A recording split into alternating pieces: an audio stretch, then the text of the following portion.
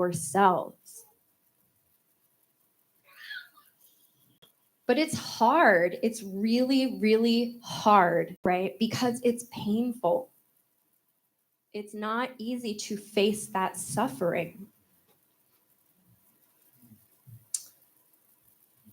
In Atlas of the Heart, Brené Brown shares that choosing to be curious is choosing to be vulnerable because it requires us to surrender to uncertainty. We have to ask questions, admit to not knowing, risk being told that we shouldn't be asking, and sometimes make discoveries that lead to discomfort. Curiosity's reason for existing is not simply to be a tool for acquiring knowledge. It reminds us that we are alive. Researchers are finding evidence that curiosity is correlated with creativity, intelligence, improved learning and memory, and problem solving. So these uncomfortable moments serve to actually hold a mirror to ourselves. And oftentimes, when are we the most uncomfortable? When we're in relationship with someone else. When we are confronted by a struggle that we have with another person, when we are challenged by other people. And nowhere is that more difficult than in the family, right? That's why our teachings are that the family is the school of love, because that is the most challenging, most painful place. Because your spouse, your children, they know exactly which buttons to push. They know exactly where to call you out. And that's hard. It's hard to face that. Our relationships are our mirrors, and they bring self-awareness if we are open to it, if we are willing to take the time to understand what is it that I need to learn about myself in this moment. I want to say that I admire Pastor Justin so much. I'm going to make you a little uncomfortable here. But I admire him so much because he shared with me the sermon from a few weeks ago, where he really laid it out and he really put his heart out on the table and was vulnerable with everybody.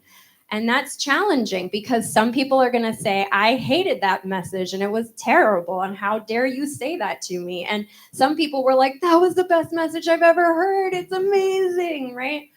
But why was it so powerful? Was because he was really being vulnerable. He was trusting, even though the outcome was uncertain. There was no guarantee that if he shared that message that you guys were all going to be like, amazing, we'll follow you, like for, whatever. There was no guarantee. He knew that it might challenge some people, upset some people, right?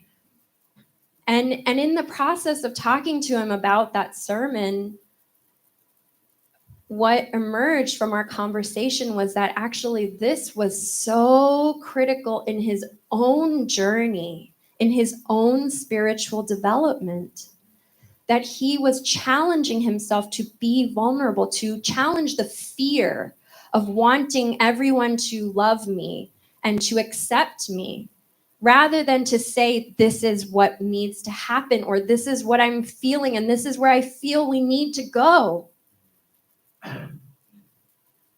And so I admire that so much, because that to me is a true leader. Somebody who says, I don't have all the answers, but as I'm walking this journey, I am just learning about myself, my true self, coming into alignment with who I really am, who I feel is in integrity within myself, what I feel God asking of me, even though that's scary, because maybe my congregation, other people, they won't understand that. But to have trust that what God is asking him to do is the right thing to do, that is the journey of faith. That is the journey of spirituality. And it is not that we have the answer and we're going to give you guys, like, leaders are not here to give you all of the answers. It's to share the journey and to say, brothers, sisters, let's walk together. Let's walk together. And what have you learned? What have you learned as we walk together? What are you realizing? Because I can learn from that also. And uncertainty is hard because it touches our shame. It touches the things that we are most afraid of, that we are most embarrassed about, that we don't want to actually express. And I have, maybe it's like controversial to say this because we have so many UTS scholars in the audience, but I have a working theory that original sin is shame. That our shame is what disconnects us from God, disconnects us from myself.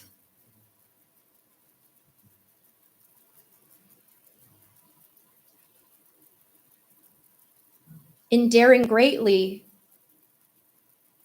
it reads, shame breeds fear. It crushes our tolerance for vulnerability, thereby killing engagement, innovation, creativity, productivity, and trust. Blaming, gossiping, favoritism, name-calling, and harassment are all behavior cues that shame has permeated a culture. Shame can only rise so far in any system before people disengage to protect themselves. When we're disengaged, we don't show up, we don't contribute, and we stop caring.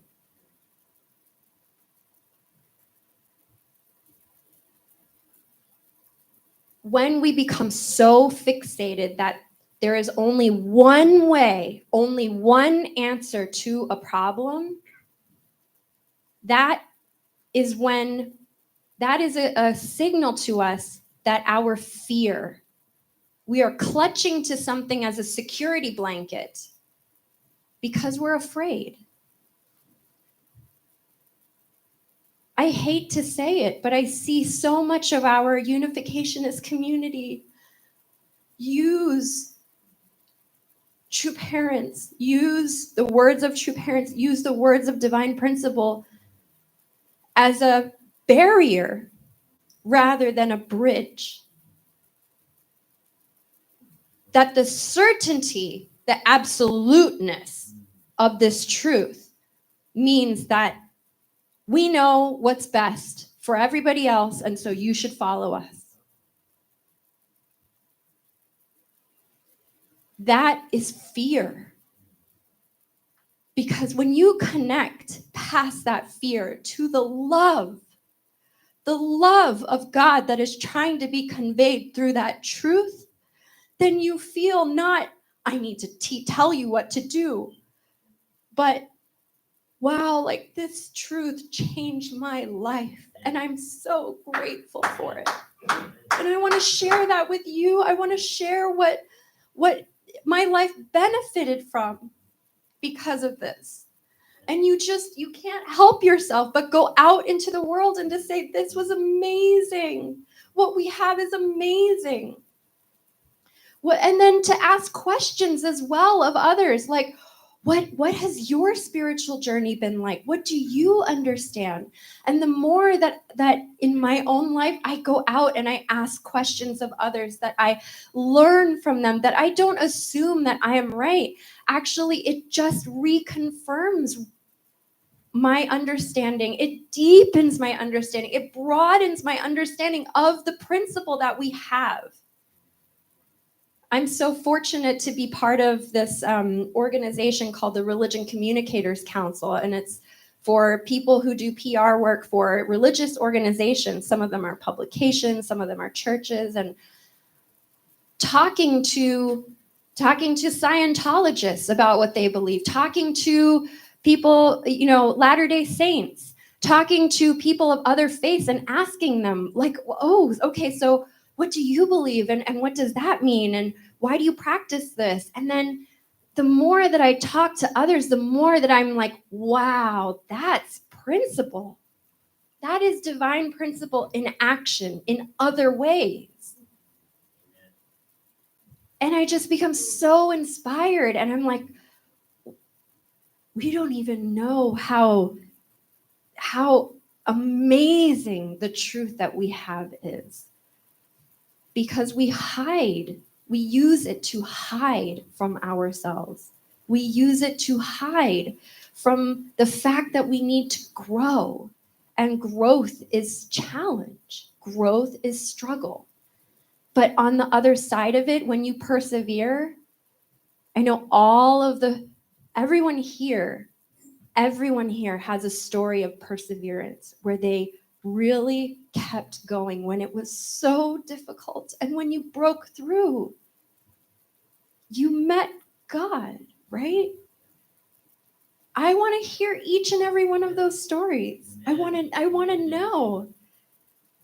Because this is our journey to find God, to actually realize that we are God's children and how much God loves us and how precious you are. That it is not only true parents who have the answer and they know God the most. You too, each and every single one of you should feel your value as God's children in your cells, in your bones, in your physical body, to feel how precious and how valuable you are, because that is the heart that true parents have for us. That is what restoration means. That is what it means to be restored back to God. To know God in my own life, in myself. That if God created you, his divinity lives inside of you also. But can you feel it? Can you feel it? So hard to feel our value because our shame blocks us. We feel like unworthy sinners. We feel our limitations so hard. But those limitations are not permanent. We can break through. We can change. We can feel. And that those limitations are there to bring awareness to where we need to change. And it's not that we should feel those limitations and say, oh, I am so horrible. That is your shame speaking. That is your fear speaking. I can never change. I'm a horrible person. I can't fix this. Why did I react that way? Like, when my kids push my buttons, it is so hard not to react. And then I'm like, why did I yell at them so hard over this stupid thing? Like, yes, they made a mess, but did I have to like scream at them for that? This is like ridiculous. Who am I? Like, how many of you have felt when you've lost your cool? You're like, who is this person, right? Who, I don't even know this person that came out. Right? That reacted like this. But then using that moment to reflect, why did I react instead of respond? And it's realizing that, anyway, this is for another sermon, but what I've learned for myself at least is that those reactions are the pain from my past that lives inside of myself, in my body. And so that trauma surfaces unconsciously to just react in the moment. That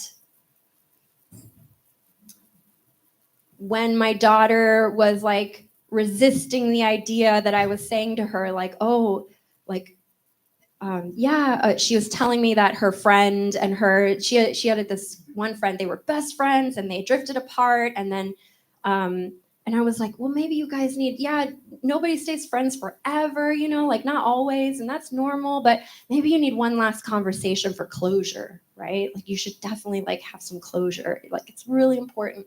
She was like, no, I don't think so. And I was like, no, but really it's so good for both of you guys, right? And I was pushing and pushing, and then she's like backing, like I can see her backing up, like, no, oh my God, no, like, you don't understand, and I had to catch myself in that moment, like, why am I pushing this so hard?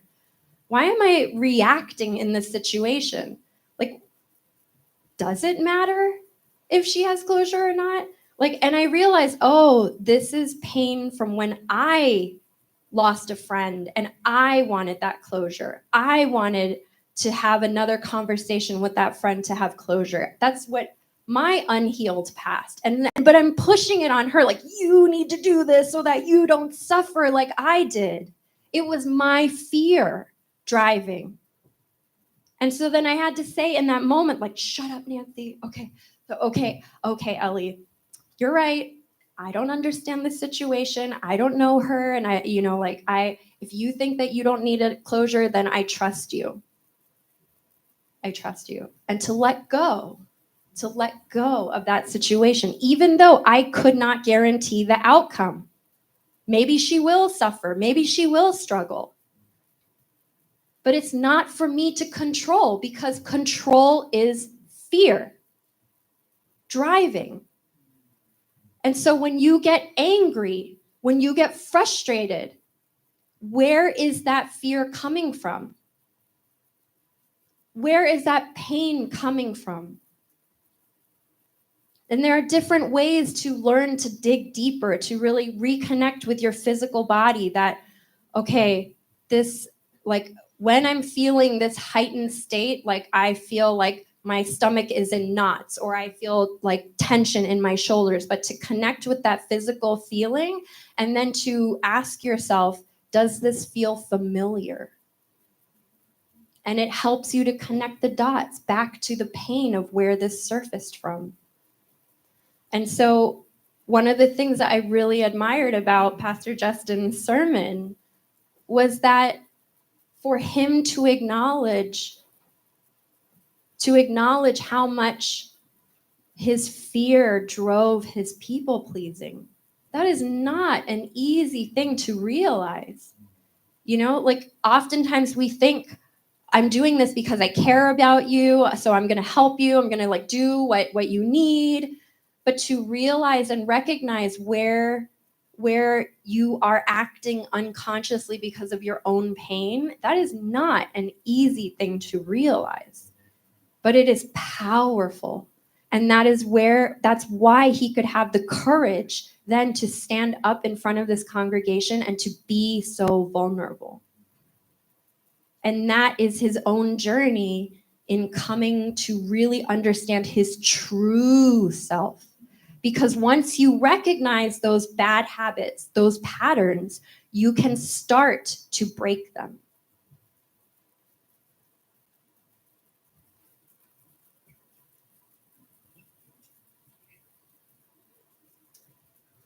And the best way to break them is coming back to the understanding of love and relationships. That fear is the opposite of love. And when we come back to not focusing on just the truth, as we have done for so long, but really spirit, the way Mother Moon is asking us to, reminding us, spirit, because the spirit is rooted in love. And when you come back to that love, when you engage in relationships from a place of love and trust, that's when we can begin to heal as well.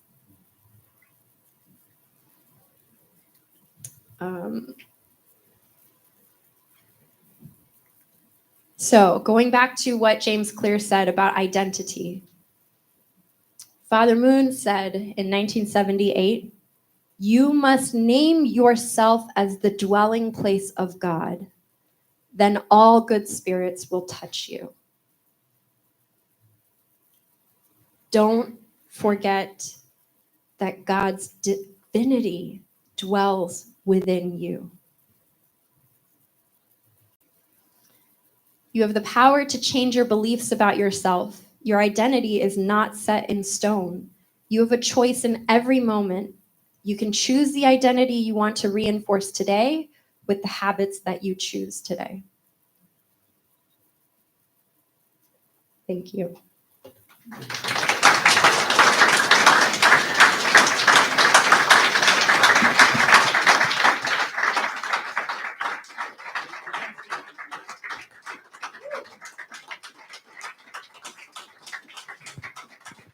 Wow. That was amazing. There's a lot to think about. So in the interests of time and other things going on, we're going to have our closing song, and then we would like to, if we can manage it, take a picture with everybody up here. Okay, so let's sing a song, and then we'll try to clear the stage and bring everybody up here for the photo.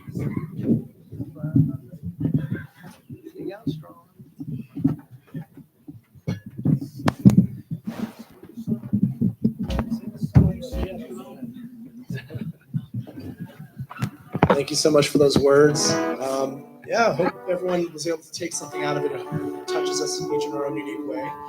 We're going to finish as I like to do, with our song of unity. Tongue out.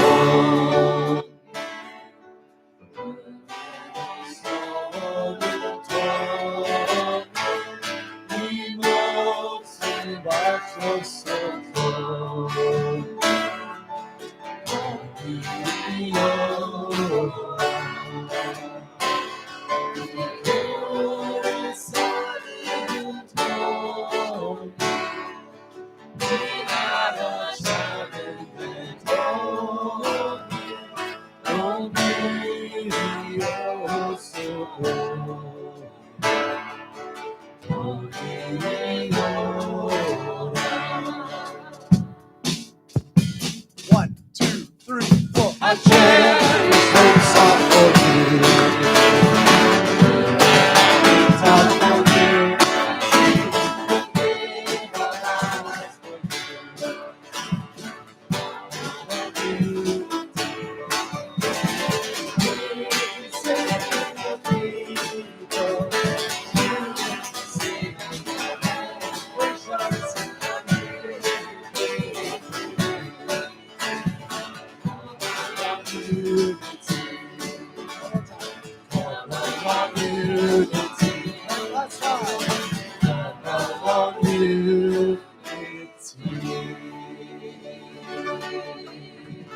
Thank you very much.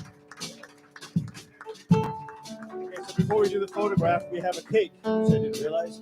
So let's do some cake cutting. We need a few couples here. How about the Fontaine couple? The Kobayashi couple? Okay. Is there a young couple here? Where's Johanna? The McCarty couple. Hands full of kids.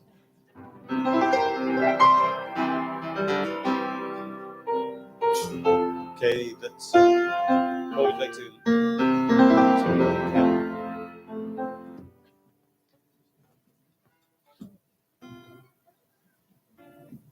So this is our tradition. We have two candles together, representing true parents.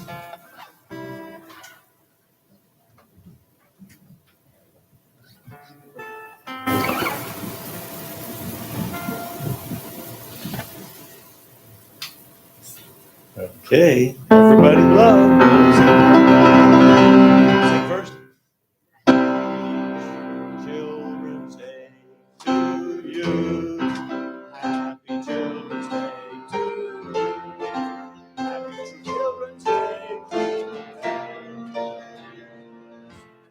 Happy True Children's Day to you.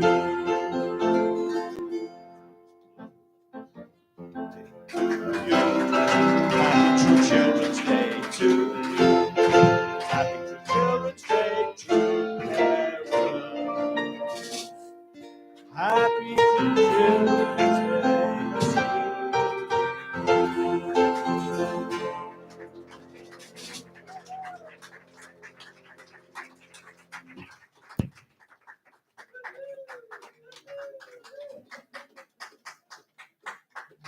So there should be enough for everybody to get about the size of piece of cake you should be eating. Yeah, right. And it'll be outside in the coffee room later. So, okay, let's try and gather up behind the stage. We'll move all the equipment away and try to take a photo.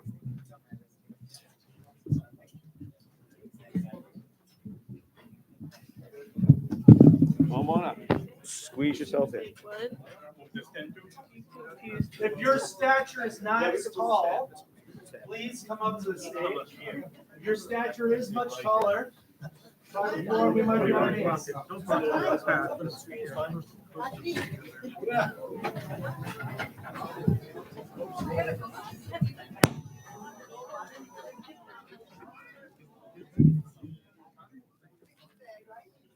Short people on this. You're really, really tall. Way to the back of the stage is probably better.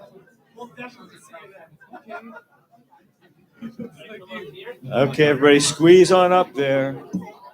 Get all nice and cozy. If you're tall, go in the back.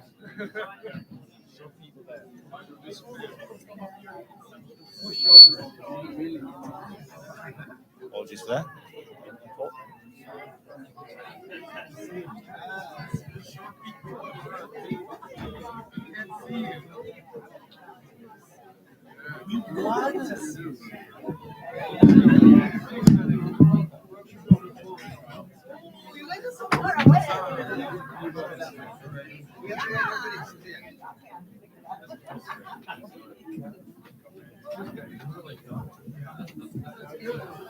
Okay, people, we gotta squeeze now. We gotta squeeze, people.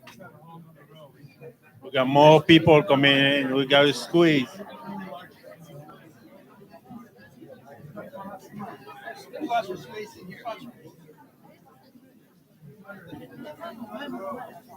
We got more people coming in. We gotta squeeze.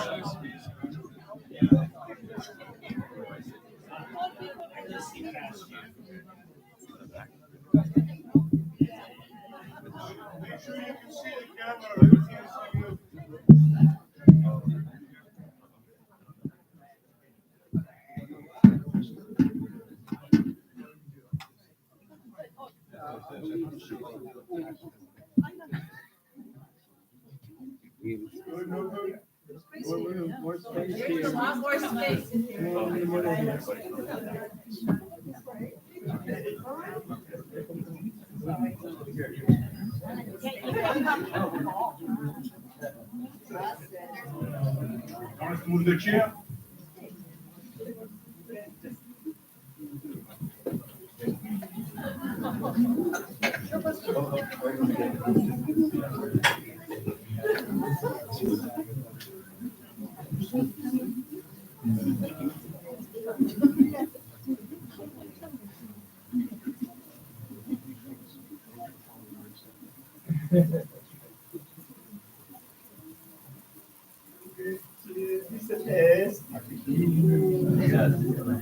Testing.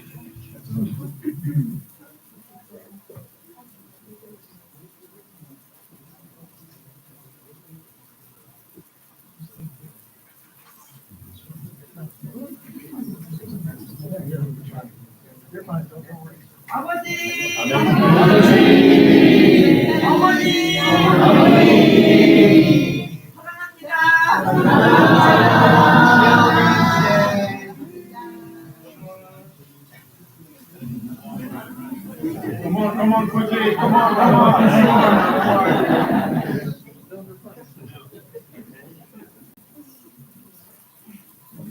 Here we go. All right.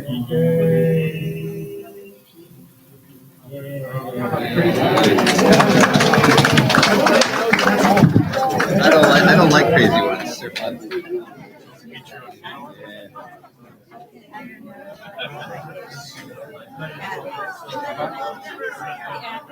Yeah.